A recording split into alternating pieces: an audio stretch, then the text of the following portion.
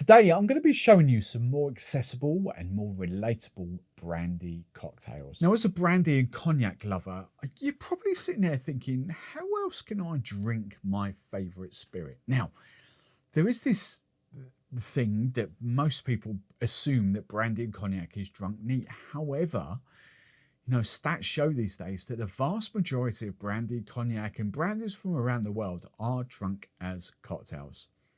So what are the accessible cocktails? Well, so far on this channel, I've showcased the mint julep, the OG, which was brandy. I've showcased the sidecar, and I've showcased an old fashioned, which was brandy as well. We've done another video where we've gone a little bit upper class, but some phenomenal videos. But what about the more accessible cocktails, but still are a little bit more in depth than your average woo-woo? So today and in the next video, I'm going to showcase some more accessible cocktails that I think you should try. But banana lovers, you're going to want to stay tuned to the third recipe, because if you really love your banana liqueur, I think you're going to enjoy this. So the first cocktail I'm going to show you is the Stinger. Now, there are a few ways to serve up the Stinger. I've seen Stingers served up in like martini glasses or Nicanora glasses without the ice. But I prefer that dilution that crushed ice gives you. Crushed ice with this cocktail, you'll see it's just literally a 2-ingredient cocktail. It's not for everyone, but honestly, it's if you're like a cognac enthusiast and you really want to taste the cognac coming through, perhaps not the cocktail for you. But if you like cocktails and you like fun drinks, and this is definitely a cocktail for you. So the ingredients for this cocktail are as easy as it sounds. Preferably a white creme de menthe. Don't go to green stuff, because the green just adds like food colour into your cocktails. Go to white creme de menthe, like a proper nice minty liqueur. And then your favourite brandy or cognac of choice. So you want a 60 ml double bubble of your favourite brandy and 22.5 ml of your white creme de menthe. Strain into a tumbler glass that's filled with crushed ice. Crown with a bit more crushed ice, and then garnish with a lovely sprig of mint. So I'm not sure that's the best cocktail to complement cognac, but for a tasty cocktail that you're going to absolutely love, that really does work. 2 simple ingredients. Yes, some of you might want 5-10 ml of sugar syrup in that. Honestly, that is so good. It's just like a minty, cognac-y. If you don't like mint, you're going to hate it. But, if you do like mint, that's really tasty. So the second cocktail I'm going to show you is the French Riviera. Now, this is an apricot forward brandy cocktail. Now, this is something I haven't really talked about with doing brandy cocktails. When I do rum cocktails, look, you really want the rum to shine through. You don't want the rum to get lost. The rum is not there to be like in the background and to be balanced and all that. You want the rum to kind of, it's there. With brandy cocktails are all about balance and flavors and delicacy and just deliciousness. And this is superb. That there's a spirit there behind it. That the apricot really comes through. Do you taste, so there's rum in this as well, but are they at the forefront? No, it's just an exceptionally balanced, tasty cocktail. This is phenomenal. I love this. Absolutely adore this. Now, for the ingredients for this cocktail, slightly more in depth, but you should be able to make this quite accessible quite easily. So, first off, the cognac, or in my case, I've got brandy. Bad Faith is a great, it's a British brandy, essentially in London. Really good. This recipe calls for a light aged molasses rum, 1 to 4 years old. Do you know what? For this, where you don't want to punch too much out, the Donkey, I just think is a great rum for these types of cocktails.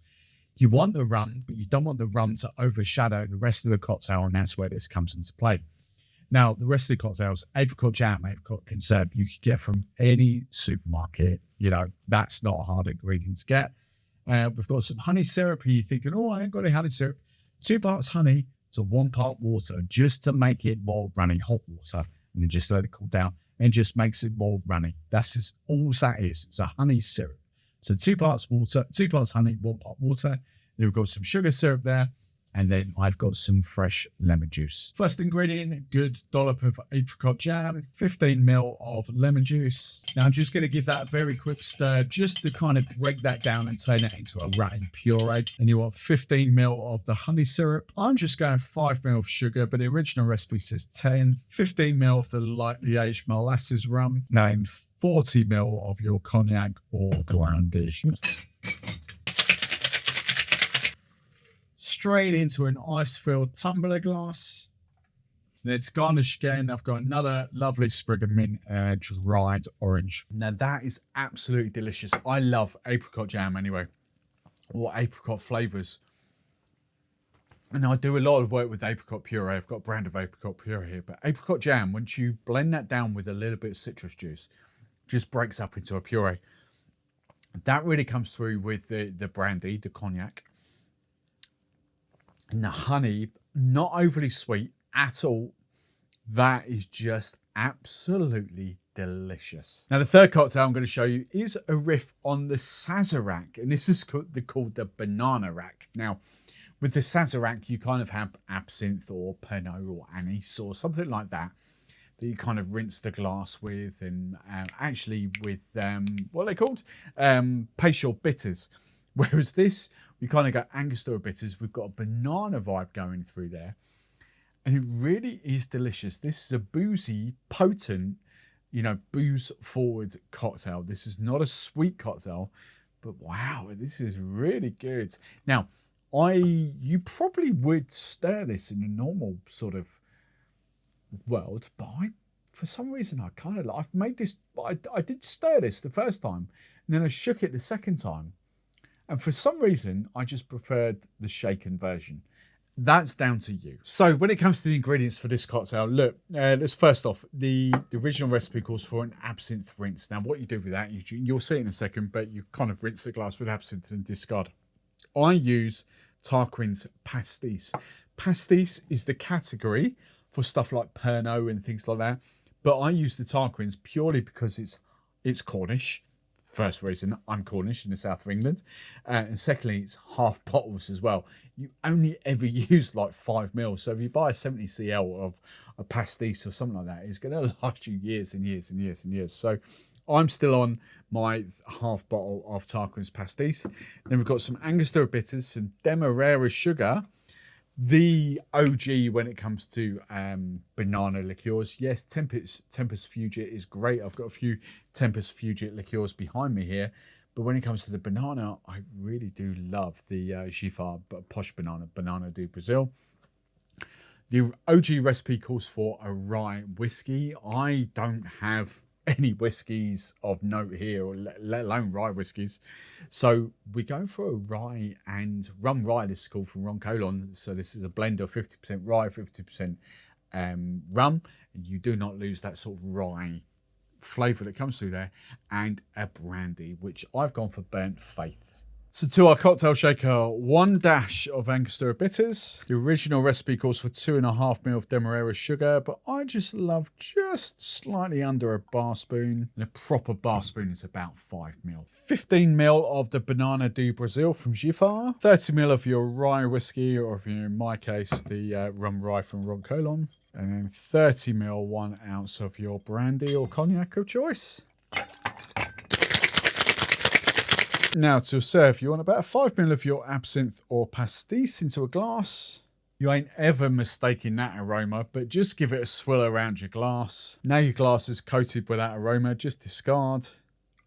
Add some ice and then strain your cocktail over the top.